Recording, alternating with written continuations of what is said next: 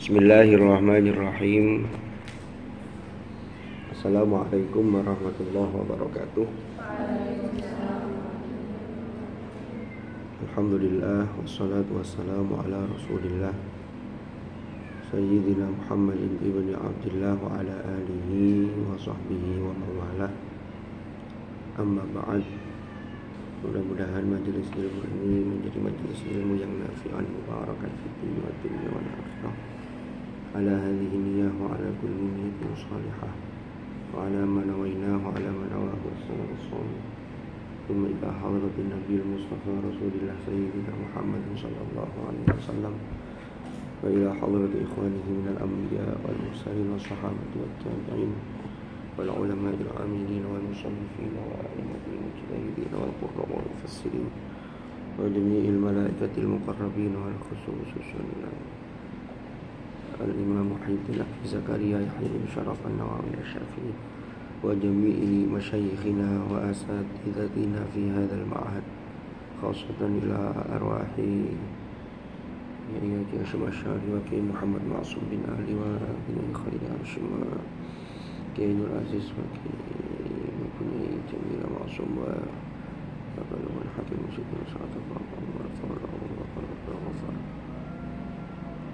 wa jami'i asatidz wal ustadzat wa jami'i masyayikhihim wa usulihim wa furu'ihim wa nafa'ana bihim wa bi'ulumihim fid dharain amin. Al-Fatihah. A'udzu billahi minasy syaitonir rajim.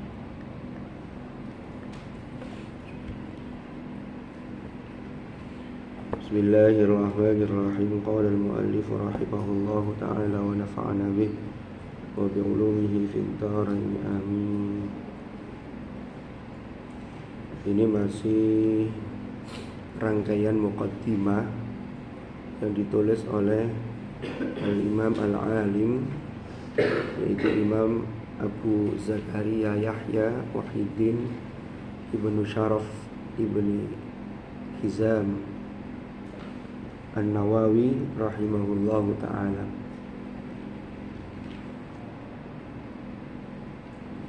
Ini masih menjelaskan bahwa Allah memuliakan Rasulullah itu dengan kitab suci Al-Quran, termasuk umat ini itu mulia dengan kitab suci Al-Quran.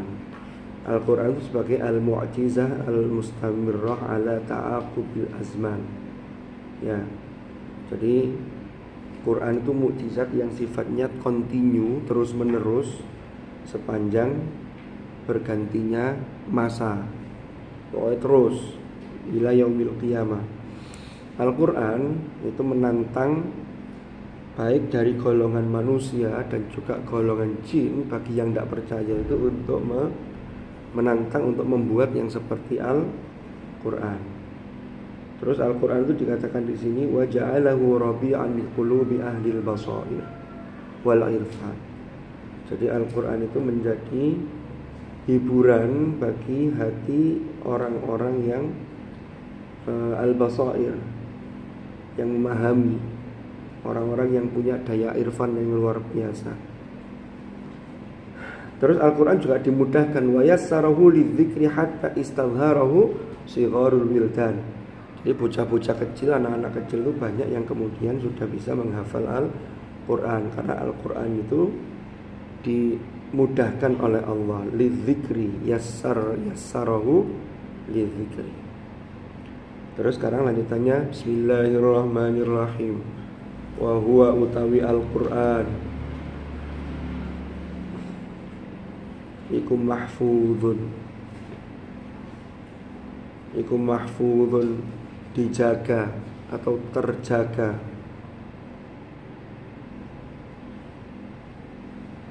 Wa huwa utawi Al-Quran iku mahfudun dijaga atau terjaga.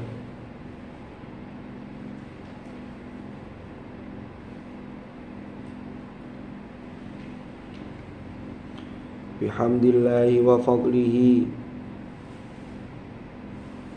bihamdillahi wa fadlihi, kelawan karunia Allah, kelawan segala puji bagi Allah, wa fadlihi, dan karunia atau anugerahnya, Jadi Al-Quran terjaga karena ini semua anugerah Allah.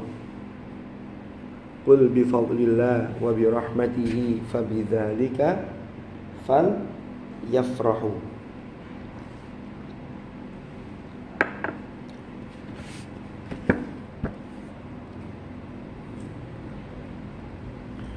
Ma ikhtalafal malawan,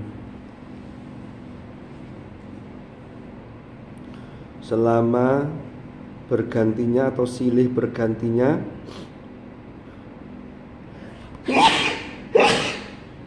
siang dan malam. Al-malawan itu maksudnya siang dan malam. Berarti apa? Selama masih ada siang dan malam, Al-Quran itu tetap terjaga. Kalau sudah tidak ada siang dan malam, berarti apa yang terjadi? Kiamat. Sudah tidak ada, selesai sudah.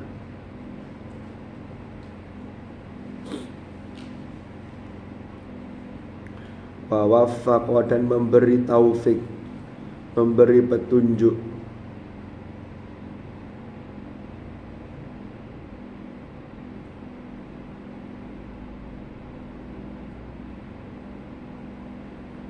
Wa waffaqa, dan memberi taufik atau memberi petunjuk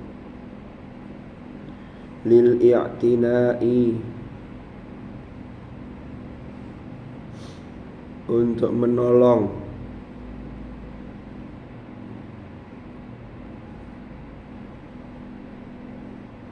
untuk mendalami aja. Kita lanjutkan. Bi'ulumihi, kelawan piro-piro ilmunya Allah. Wafaqa, memberi petunjuk sapa Allah man ing seseorang.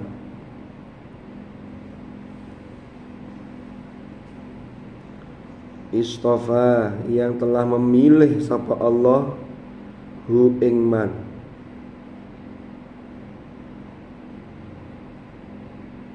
Istofa, yang memilih hu ing man. Rupane min ahlil hazki, yaitu orang-orang yang cerdas.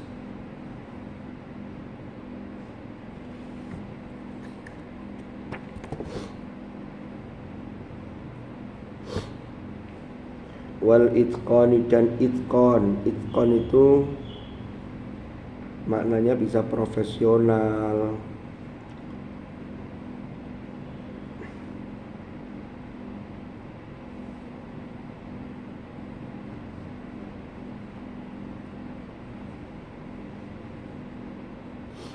Dari Allah Subhanahu wa ta'ala itu memberikan taufik, memberikan hidayah kepada orang yang Allah pilih, orang yang dikehendaki oleh Allah dengan dipilih oleh Allah itu, yaitu orang-orang yang cerdas, orang-orang yang mutqin.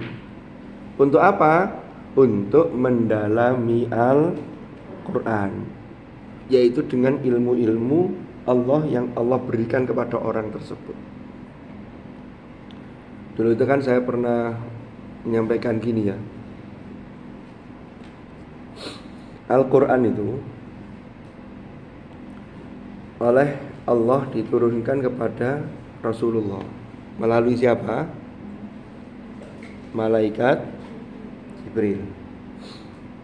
Jadi semua ayat Al-Quran itu memang dibawa oleh Jibril. Dalilnya mana? Wa innahu latanzilu rabbil alamin nazala bihir ruhul amin ala qalbika litakuna minal mundirina bilisanin arabiyyin. Dalil yang lain mana? Innahu laqaulu rasulin karim dzi quwwatin inda dzil arsy makin muta'im thumma amin. Sapal HP samanya. Nah, setelah Rasulullah Shallallahu Alaihi Wasallam itu menerima Al-Quran. Kemudian Rasulullah menyampaikan kepada para sahabat.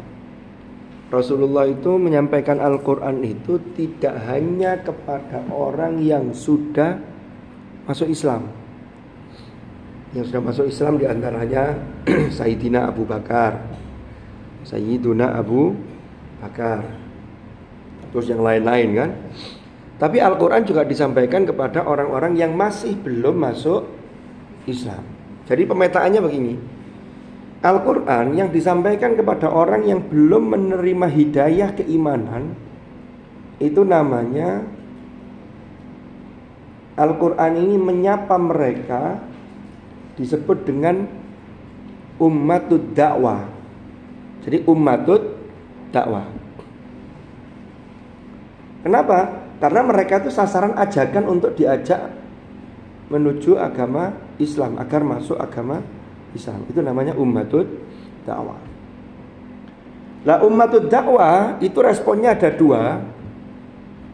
Bisa jadi orang itu menolak. Kalau menolak berarti dia tetap dalam kondisi kafir, ya kan? Siapa contohnya? Contohnya ada Al-Walid ibnul Mughirah. Itu sudah dikasih tahu, padahal dia ini sudah terpengaruh oleh bacaan Al-Quran. Kok enak ya bacaannya ini, wa innalahu lahalawah, kok ada manis-manisnya begitu. Tapi kemudian dia mikir, masa saya mau mengikuti agama baru yang dibawa oleh Muhammad. Itu tujuan mereka tuh, Muhammad dianggap membawa ajaran yang baru. Padahal ajaran ketauhidan itu bukan baru. Makanya Rasulullah Muhammad diperintah oleh Allah untuk mengatakan, Qul ma kuntu bid'am minar rusul. Sudah sampai situ di surat Al-Ahqaf juz 26 itu. Katakanlah wahai Muhammad, ma kuntu bid'am minar rusul. Aku ini bukanlah orang yang berkreasi membawa hal yang baru di antara para utusan. Kenapa? Karena tauhid itu, ketauhidan itu sudah dibawa sejak nabi-nabi sebelumnya. Kan begitu. Al-Walid ibnul Mughirah itu tidak mau beriman, tapi dia mikir begini. Itulah diabadikan di dalam surah Al-Muddathir. Innahu fakkara wa qaddar faqutila kaifa qaddar thumma qutila kaifa qaddar. Fanya pendek tapi ya. Thumma qutila kaifa qaddar. Terusannya apa, Rek? Thumma nazar. Thumma nazar itu satu ayat ya. Pendek itu ya. Bacalah ayat di dalam Al-Quran, satu ayat yang pendek. Thumma nazar. Pendek ya. Thumma abasa wa basar. Thumma adbara wastakbar. Adbar, berpaling. Wastakbar, sombong. Kemudian dia mengatakan, faqala in hadza illa sihru yu'thar, in hadza illa qaulul bashar. Ya. Itu berarti dia ummatud dakwah, tapi tidak mendapatkan hidayah atau taufik, sehingga dia tidak mau masuk Islam. Keimanan tidak menyapa dirinya. Beda dengan Umar ibnul Khattab. Rasulullah itu kan berdoa begini, Allahumma a'izzal islama bi ahadi al-umarain. Ya Allah, angkatlah agama ini, muliakan dengan salah satu di antara dua Umar. Jadi dulu itu zaman jahiliyah, ada dua orang Umar itu yang ditakuti. Satunya Umar ibnul Khattab, satunya Amr ibn Hisham. Kan Amr dan Umar itu hurufnya sama, hanya untuk membedakan cara bacanya. Kalau Amr itu belakangnya ada wawunya tulisannya, tapi wawunya ya tidak berbunyi. Sama yang lihat tulisan Amr ibnul As, itu mesti ada wawu nih, karena bacanya Amr. Tapi kalau tidak ada wawunya, bacanya Umar.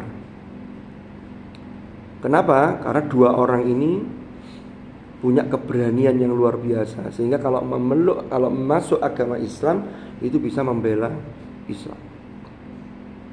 Singkat cerita, Umar ibnul Khattab masuk Islam karena dia ini mendengarkan, kan dia dapat informasi adiknya yang bernama Fatimah itu sudah masuk Islam. Makanya Umar bergegas menuju ke rumahnya Fatimah. Ketika di depan itu dia mendengar suara bacaan ayat Al-Quran. Toha ma anzalna alaikal qur'ana litashqa illa tadhkiratan liman yakhsha. Akhirnya Umar menggedor pintu rumah itu. Begitu tahu Umar masuk rumah itu oleh adiknya, lembaran entah yang terbuat dari apa, tapi ada tulisan, tapi tulisannya belum menjadi satu mushaf seperti sekarang ya. Karena mushaf pada zaman Umar itu masih melanjutkan zaman Abu Bakar. Itu salinan resmi masih ada satu disimpan sebagai dokumen resmi negara. Yang beredar di kalangan sahabat itu adalah tulisan masing-masing mushafnya sahabat. Akhirnya lembaran yang dibaca tadi disembunyikan karena takut akan terjadi apa-apa terhadap lembaran itu oleh Umar, termasuk melecehkan itu. Akhirnya Umar bersikeras, apa yang kau baca tadi? Sampai adiknya itu ditampar oleh Umar, Fakila katanya, sampai mimisan, hidungnya keluar darah, saking kerasnya tamparan dari Umar. Akhirnya Umar ngotot minta dibacakan lagi. Akhirnya dibacakan, ya sudah, Toha ma anzalna alaikal qur'ana litashqa. Umar mendengar itu sudah merasakan getaran yang tidak biasa. Akhirnya disitulah Umar merasakan keindahan Al-Quran dan hidayah masuk ke dalam dirinya. Akhirnya dia bilang, antarkan saya menemui Muhammad, aku akan menyatakan masuk Islam seperti kalian berdua. Adiknya itu sama suaminya itu. Akhirnya Umar masuk Islam. Nah yang lain-lain ketika masuk Islam itu kan, karena ketika itu kan dakwah Islam itu masih strateginya itu secara sembunyi-sembunyi. Dari keluarga didakwai oleh Rasulullah, diajak. Oh itu tantangannya luar biasa. Sembunyi-sembunyi. Tapi begitu Umar masuk Islam, dia kemudian pergi ke tengah-tengah, di dekat Ka'bah, di tengah-tengah berhala itu, di tengah-tengah masyarakat Quraisy, dia mengatakan sambil menghunus pedang, mengatakan begini, saya Umar ibnul Khattab sekarang sudah masuk Islam mengikuti agama yang dibawa oleh Muhammad. Maka siapa yang berani dengan saya, berani menghalangi saya, maka saya akan menebas lehernya. Quran sekali. Tidak ada yang berani.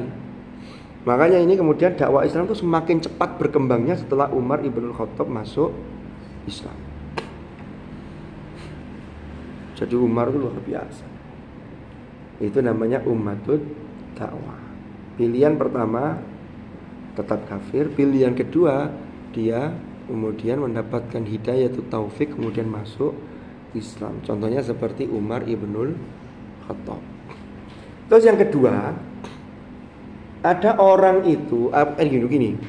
Jadi Al-Quran itu mengajak, Al-Quran itu memberikan petunjuk kepada orang yang sudah Islam. Makanya Quran itu kan hudan lil muttaqin, itu berarti ada yang disapa itu ummatud dakwah. Hudan linnas. Tapi kalau hudan lil muttaqin itu yang disapa adalah ummatul ijabah namanya. Apa ummatul ijabah itu? Ummatul ijabah itu orang ini sudah punya iman. Saya, sampean, ini kan semuanya sudah Islam, ya kan? Sudah beriman. Tetapi ketika Al-Quran itu mengajak mereka, responnya macam-macam. Inilah yang dikatakan dalam firman Allah di surah Fatir. Surah Fatir itu menjelaskan ummatud dakwah. Apa firman Allah? Tsumma awrathnal kitaba alladzina astafaina min ibadina. Kemudian kami wariskan kitab suci Al-Quran kepada orang-orang yang kami pilih di antara hamba-hamba kami. Ya, Apa yang pertama? Faminhum zalimul linafsi.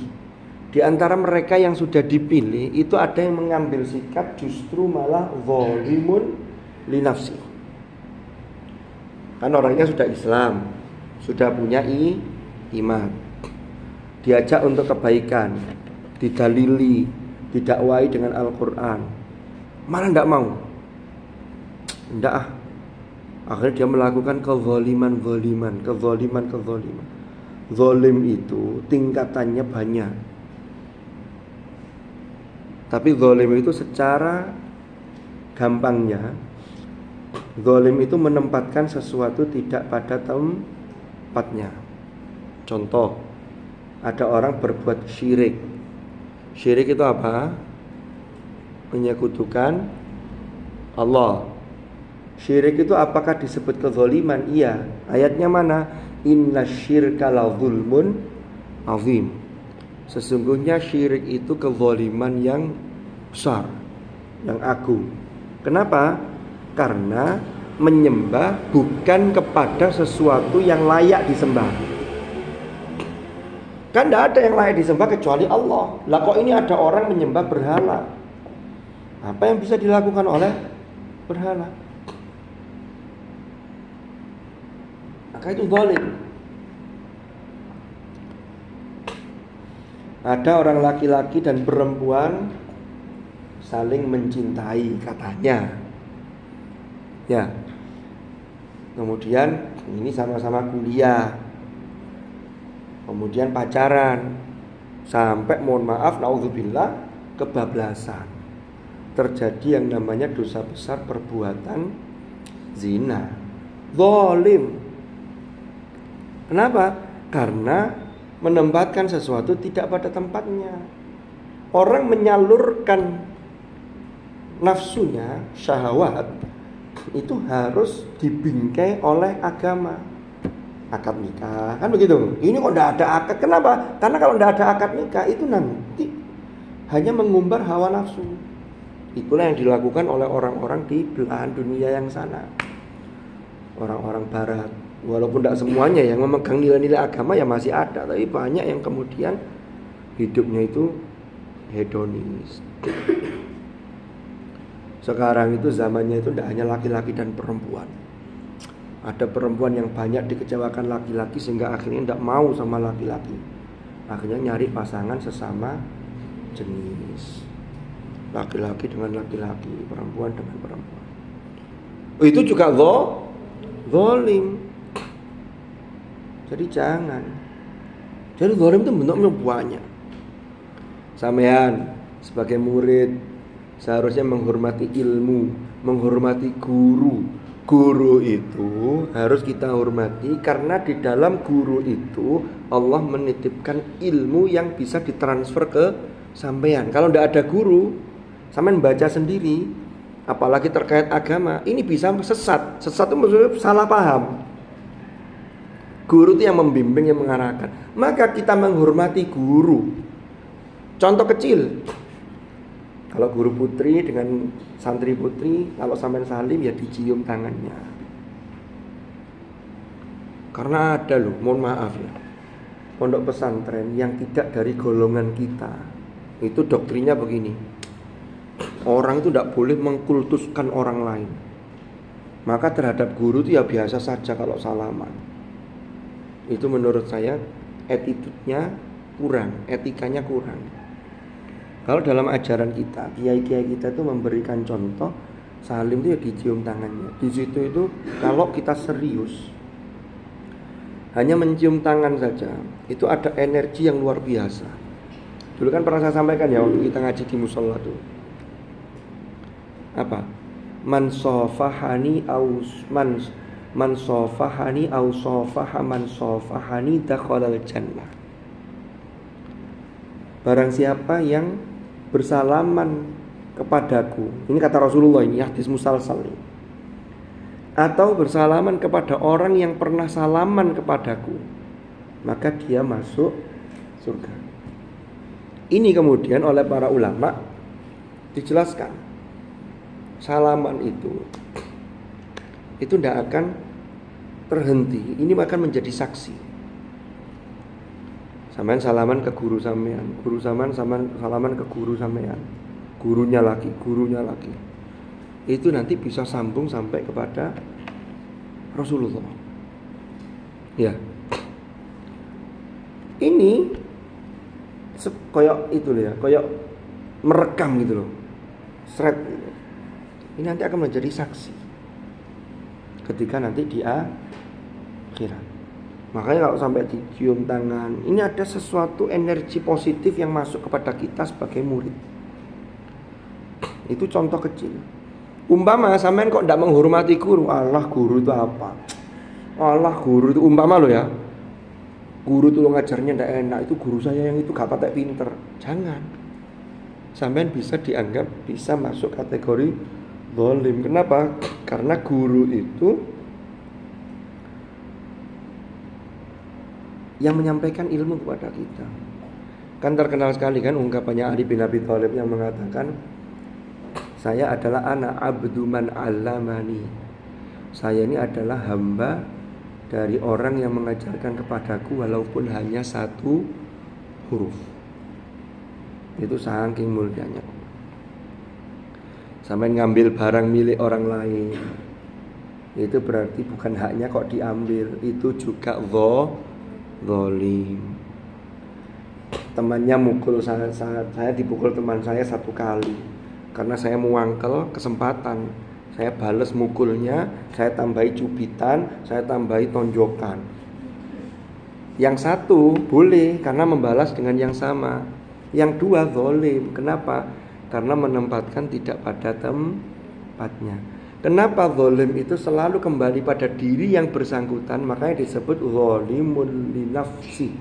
Karena orang itu berbuat zalim kepada yang lain, pasti dampaknya akan kembali ke dirinya. Berbuat zalim pada Allah, balik nawai diri.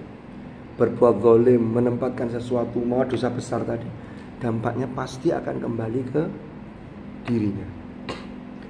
Ya, Allah tidak pernah menzalimi hambanya sekecil apapun. Innallaha la yuzlimu mithqala dzarrah. Jadi sampai seberat biji atau seberat atom sekalipun, Allah tidak pernah menzalimi hambanya. Makanya man amila sholihan falinafsi wa man asaa fa'alaiha. Barang siapa yang melakukan amal solih, perbuatan baik, maka dia mendapatkan pahala dan dampak dari amal solehnya. Wa man asaa fa'alaiha. Barang siapa yang berbuat buruk, maka dosanya juga ditanggung sendiri. Dampak buruknya akan dia rasakan sendiri. Wa ma rabbuka bidzallamin lil abd. Sekali-kali Tuhanmu, yaitu Allah, itu tidak berbuat zalim kepada hambanya. Jadi yang pertama tadi tingkatannya zalimun. Yang kedua apa? Muqtasid. Muqtasid itu apa? Muqtasid itu gambarannya ya ibadah, ya baik, tapi keburukannya masih 50-50. Dosanya masih banyak, dosa yang dia lakukan. Ngaji yo ngaji, wayai ngaji. Wayai pacaran yo. Ini namanya masuk kategori muqtasid.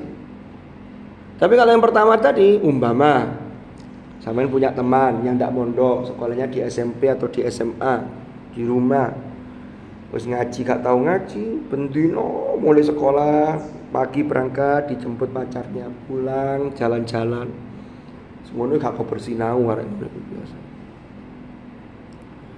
Terus belajarnya tak koper, apalagi ngaji. Makanya sampean bersyukur. Sampean jangan iri melihat enak yo teman saya tidak mondok yo, bebas. Saya itu sering mengatakan begini, di usia kalian, masa-masa muda, SMP, SMA, sanawiyah, aliyah, sampai nanti ketika kuliah, kalau sampean mampu menahan diri sampean, membelenggu diri sampean untuk hal-hal yang sifatnya kesenangan sementara, tapi untuk kesenangan dan kebahagiaan masa yang akan datang, Maka orang yang hari ini merasa terpenjara, nanti di usia 30-an tahun sampean akan merasa bisa terbang. Bisa terbang itu bukan kayak Superman gitu, enggak. Maksudnya sampean bisa melakukan banyak hal. Tapi kalau hari ini di usia SMP, SMA, Sanawiyah, Aliyah, sampean nyantai, saya enggak mondok, saya ingin bebas. Memang enggak mondok itu bebas. Pakai HP, TikTokan bisa kapanpun, update status bisa kapanpun.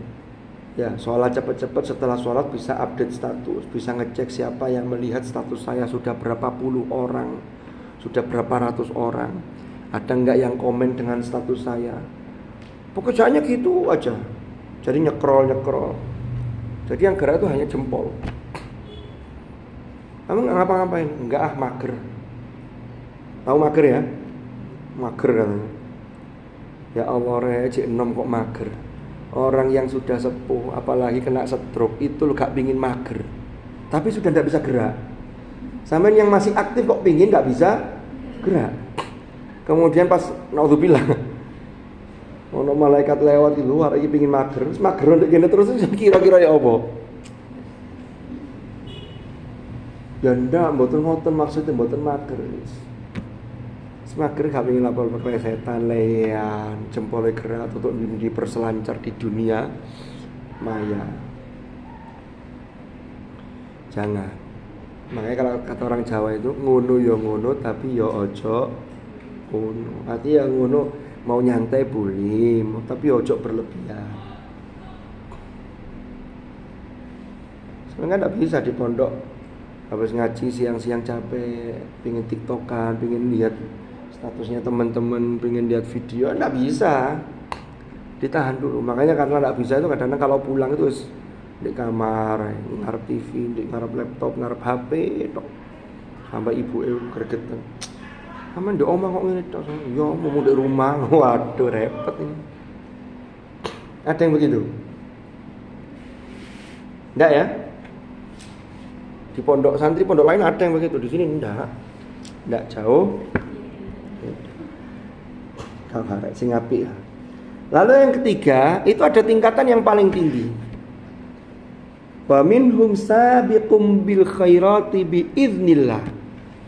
Oh, ini level yang paling tinggi itu dari ummatul ijabah.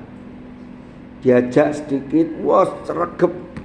Berarti kesregepannya, ibadahnya itu melebihi dari maksiat yang dia lakukan. Maksiatnya itu hanya ketidaksengajaan. Ingat lagi. Itu kalau dalam bahasa Al-Quran, walladzina idza fa'alu fahishatan aw zalamu anfusahum dzakarullaha fastaghfaru lidzunubihim. Segera ingat Allah, kemudian dia minta ampun, beristighfar.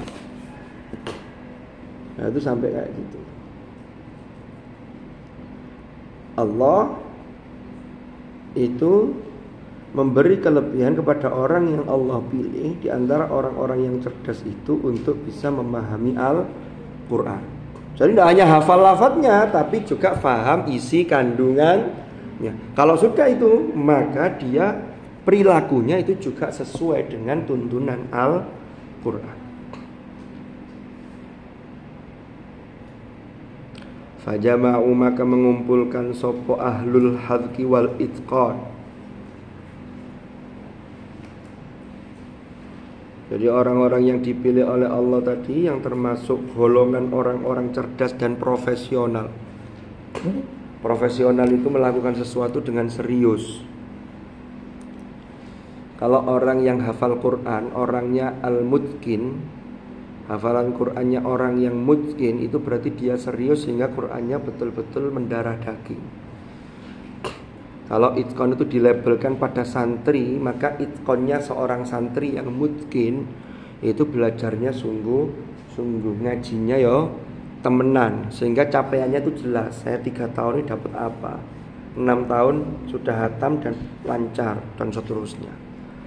Kalau santri yang tidak mutqin itu tidak punya target.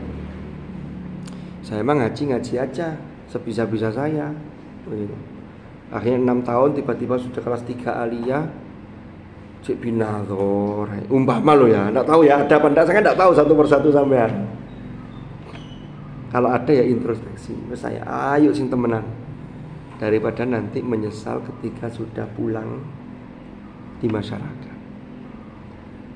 Jadi biasa ndak ada target.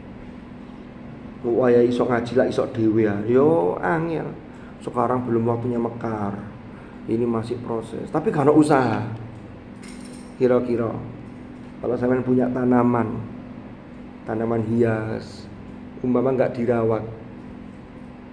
Gak apa-apa waya mekar ya mekar dhewe, kok waya ngembang ya ngembang dhewe. Lebih cepat mana dengan tanaman yang dirawat? Ya bunganya, ya kemudian buahnya kalau memang itu berbuah. Dikasih pupuk, ya kan? Dibersihkan, mana tangkai-tangkai yang sudah berlebih dipotong. Itu jauh lebih cepat dibanding yang alami. Sama nek mengalir apa adanya. Saya masih lumayan di pondok. Teman saya di rumah ndak ada yang mondok, itu teman saya dulu SD itu. Nanti saya wae iso ngaji lah iso dhewe ya suwi gitu loh. Paham? Jadi yang ketiga tingkatannya adalah sabiqum bil khairat. Fajama'u fiya fajama'u. Jadi itqan itu bisa maknanya profesional, teman. Rasulullah bersabda, "Innallaha yuhibbu idza amila ahadukum amalan an yutqinahu." Sesungguhnya Allah itu menyenangi, Allah itu mencintai apabila di antara kalian itu melakukan satu pekerjaan itu dengan profesional, dengan itqan. Sama sekarang profesinya sebagai santri, maka jadilah santri yang profesional. Sama menjadi murid, maka jadilah murid yang profesional. Kalau nanti sudah jadi guru, jadilah guru yang profesional. Kedisiplinannya ada, keilmuannya ada. Karena guru itu kalau keilmuannya ada tapi tidak disiplin, maka dirasani oleh murid-muridnya. Jadi murid itu guru ikolu sering telat, guru ikolu sering begini dan seterusnya. Paham? Maka jadilah orang-orang yang profesional. Fajama'u fiha ing dalam ulum.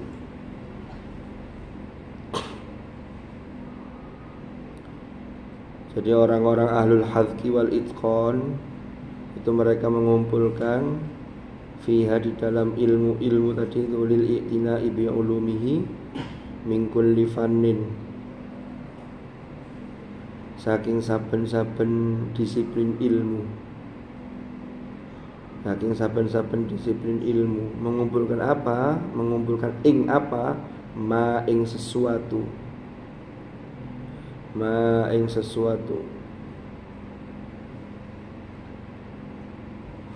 Yan syarihu kang dadi lapang. Kang dadi lapang lahu maring lahu bagiman opo sadru ahlul iqan, dada atau hati orang-orang yang yakin, hati orang-orang yang yakin. Faham maksudnya?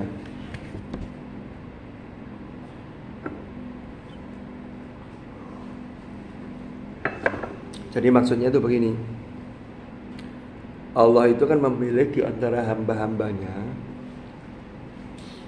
orang yang memiliki kecerdasan, orang yang profesional, yang itqan, yang mutqin tadi itu. Lalu Allah memilih orang-orang ini faham untuk bisa mendalami kandungan Al-Quran. Karena Al-Quran itu adalah inspirasi dari banyak hal. Di Al-Quran itu semua ilmu itu inspirasinya ada di dalam Al-Quran. Ilmu tentang astronomi, ya kan? Huwallazi ja'ala asy-syamsa dhiya'a wal qamara nura wa qaddarahu manazila lita'lamu adadas sinina wal hisab. Loh, ada inspirasinya. Apa saja ada. Lah, orang-orang yang sudah dipilih oleh Allah, mereka ini dengan ilmu-ilmu yang banyak, ya yang ada di dalam Al-Qur'an itu tadi, ini kemudian menjadikan hati mereka itu lapang karena faham sesuatu. Orang kalau sudah faham, hatinya lapang. Tapi kalau masih belum paham, sempit. Sampai belajar atau ngaji, menghafal Quran, menambah satu halaman, gak lancar-lancar. Rasanya hati ya Allah. Ya Allah kok wangel men. Mau setoran, mau maju, nanti kalau bulet, nanti kalau dimarahi ya apa? Gak setoran nanti ditanya kenapa kok gak setoran ya apa? Sumpah karena PDW. Tapi kok wangel men ayate. Ada yang pernah mengalami begitu? Murid diajari gurunya di kelas pelajaran matematika. Ustaz Arif menjelaskan di Aliyah. Pak Arif sama siapa yang menjelaskan matematika, yang ngajar matematika? Pak Arif ngajar kelas berapa? Pak Arif Aliyah, guru Aliyah. Hah? Ya, beliau kan kalau menjelaskan matematika kan cepat itu ya. Sampai kita kadang-kadang sampai nggak paham, delomong dong ini. Paham? Karena saking nggak pahamnya sehingga bingung mau tanya apa. Karena saking nggak pahamnya, umpama lo ya. Bono mau enggak. Ini jelasnya kok cowok man. Karena saking pinternya beliau. Sampai kalau hati ini nggak hanya matematika ya, pelajaran yang lainnya, itu durung paham, itu rasanya itu apa sih karepnya. Tapi begitu sudah paham, oh, kalau sudah itu plong ini kan. Makanya doanya itu Rabbi syrahli sadri. Isyrahli sadri itu pemahamannya masuk. Wa yassirli amri yafqahu qawli. Kalau orang itu fahamnya betul-betul paham ilmunya, itu plong sehingga melakukan sesuatu itu enggak canggung, enggak ragu-ragu. Saya paham, saya begini langkahnya. Wis enggak usah yang angel-angel ya. Urusan masak saja. Karena di zaman-zaman ini kan akan berkeluarga. Seorang ibu yang bisa masak, itu anak-anaknya itu biasanya seneng kalau dimasakkan ibunya. Tapi kalau sampai gak bisa masak, niru di YouTube mau memasak. Sekarang kan tutorial banyak. Tetapi ketika praktek, tidak semua tangan itu punya keterampilan untuk mempraktekkan itu secara bagus.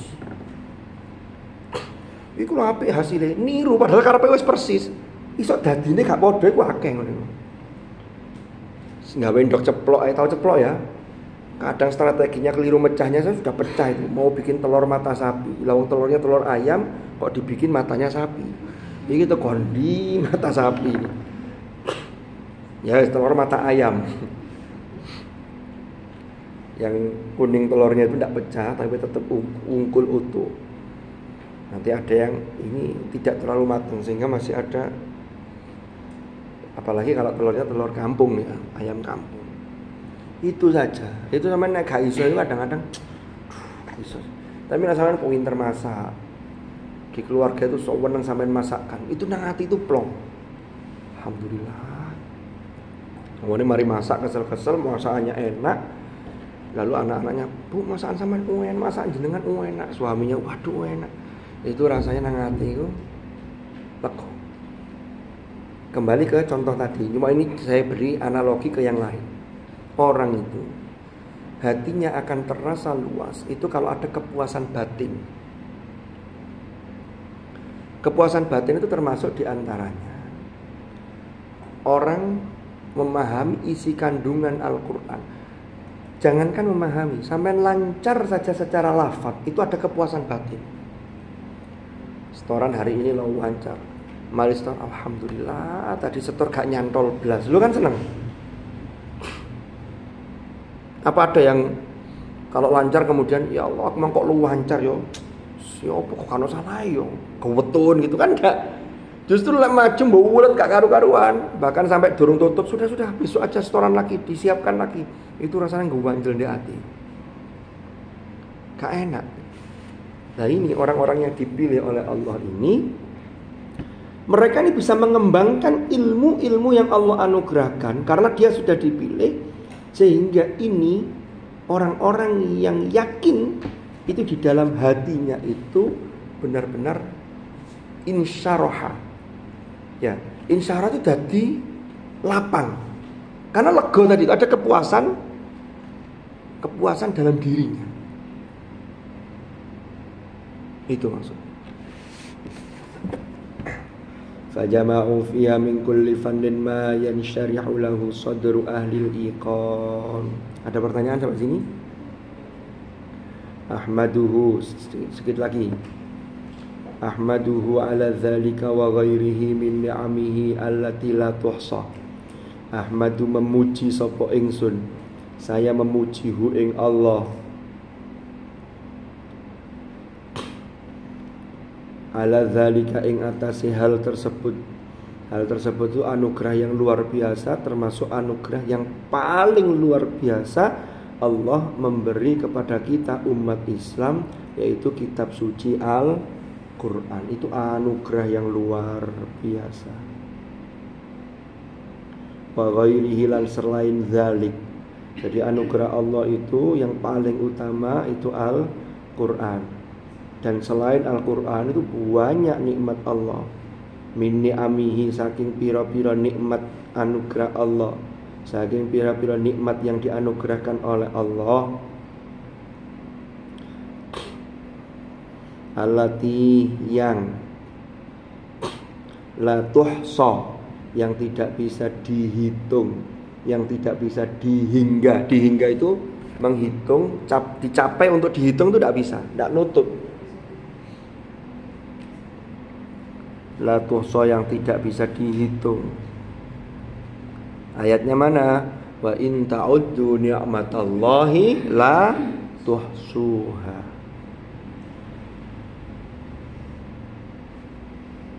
Makanya sampai di Al-Quran itu diperingatkan kita, wa fi anfusikum afala tubsirun. Di dalam diri kalian, dalam jiwa kalian itu terdapat banyak pelajaran ayat-ayat kauniyah. Apakah kalian tidak pernah melihat untuk bisa mengambil ibrah dari situ? Saya tahu ginjal. Ginjal itu besarnya sak pira, katanya dia itu kecil sekali ginjal. Tapi kalau itu sudah tidak bisa berfungsi atau fungsinya menurun, itu orang harus cuci darah. Karena ginjal itulah yang mensterilkan, mencuci darah yang mengalir di tubuh kita. Makanya ginjal itu kadang-kadang sakit ginjal itu macam-macam. Ada yang karena diabetes, ada yang karena kebanyakan duduk tapi kurang minum air putih, akhirnya ginjalnya bermasalah. Kalau sudah bermasalah, cuci darah itu, umpama kemampuan ginjalnya tinggal sekian persen, harus cuci darah. Cuci darah seminggu 2 kali. 1 kali cuci darah sudah berapa? Itu kalau kita tidak memikirkan itu sebagai nikmat, orang itu tidak sulit untuk bersyukur. Dikira bersyukur itu nunggu kalau urusan materi. Temannya dikirim 5 juta, dia kirimannya hanya 200.000. Sampeyan kan rata-rata 5 juta ya kirimannya ya, per tahun. 1 tahun 5 juta, berarti 1 bulan berapa? Enggak, guyon. Sampeyan lihat teman sampeyan yang kirimannya lebih banyak. Itu kalau kita hanya melihat itu enggak bisa bersyukur kita. Enak ya teman saya kirimannya sekian, isok tuku iki. Kalau Jumat bisa ngelis. Kalau ada temannya yang keluar ke Cukir, saya titip ini. Wah, list-lisannya itu banyak sekali. Titipannya. Itu kalau yang kita lihat hanya anugerah nikmat berupa materi, tidak akan pernah selesai. Paham? Jadi orang tuh harus mikirnya itu lengkap. Sampean isok mondo, itu disyukuri. Karena tidak semua orang punya kesempatan untuk mondo. Saya itu punya teman. Karena saya hidup di dunia tidak sendirian. Ya mesti saya punya teman. Sampean juga punya teman. Singkat cerita, teman saya sama-sama dosen di Malang, di UIN Malang. Itu cerita, Ustaz, anak saya itu sekarang kelas 6 SD.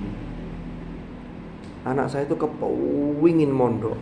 Saya sebenarnya sudah rela, sudah tega, anak saya mau saya pondokkan Ustaz, karena untuk masa depan dia. Tapi ibunya tidak mau Ustaz. Ibunya itu tidak tega. Nanti khawatir kalau di pondok dia kangen, kalau di pondok nanti ibunya nangis di rumah. Akhirnya teman saya ini mengalah. Ya sudahlah Ustaz, nanti kayaknya tidak jadi mondok. Anaknya pingin mondok, orang tuanya tidak bisa memondokkan. Bukan karena tidak mampu secara ekonomi, karena tidak tega. Wis talah, lek saiki gak kroso sampean.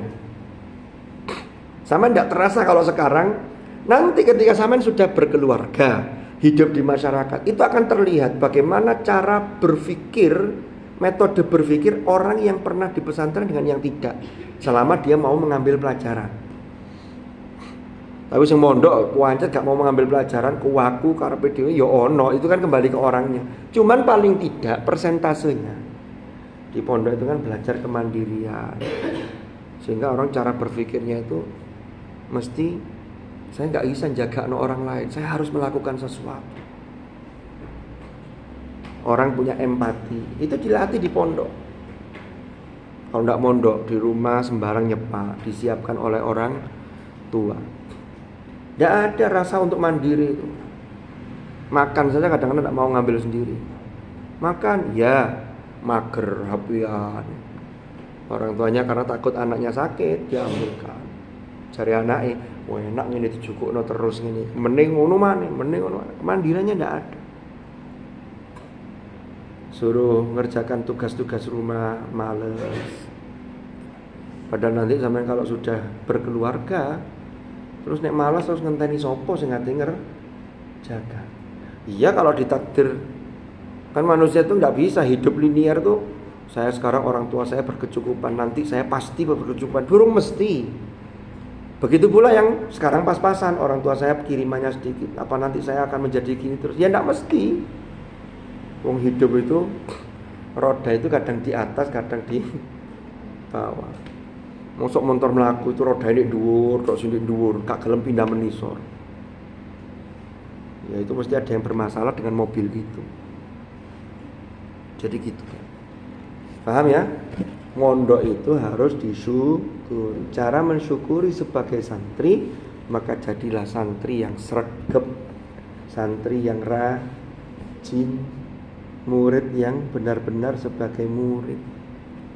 Sinau, ngaji dan seterusnya. Wallahu a'lam bishawab. Sebenarnya masih 12:30 ya, cuman enggak apa-apa, namanya persiapan nanti. Ini masih bisa sholat tahajud. Karena masih belum subuh. Ini namanya jam dinding yang istiqomah. Bukan istiqomah. Mudah-mudahan bermanfaat, mudah-mudahan barokah. Al-Fatihah.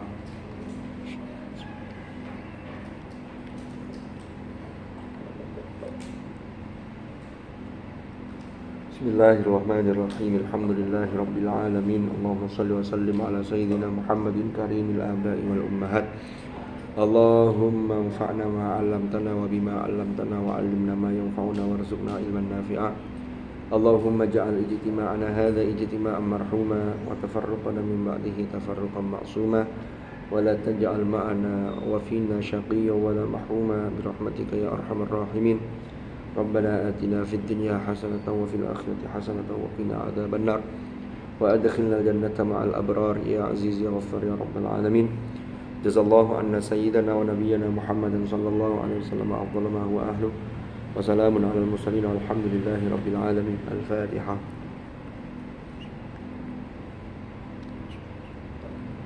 Allahumma arhamna bil Qur'an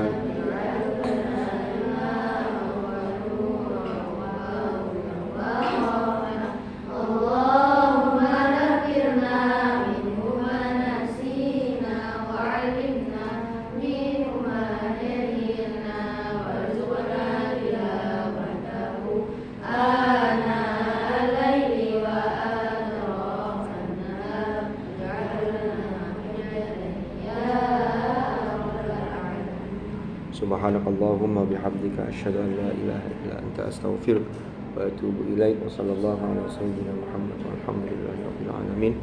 Hadanallahu wa iyyakum ajma'in. Al-'afwa minkum. Wassalamu alaikum warahmatullahi wabarakatuh.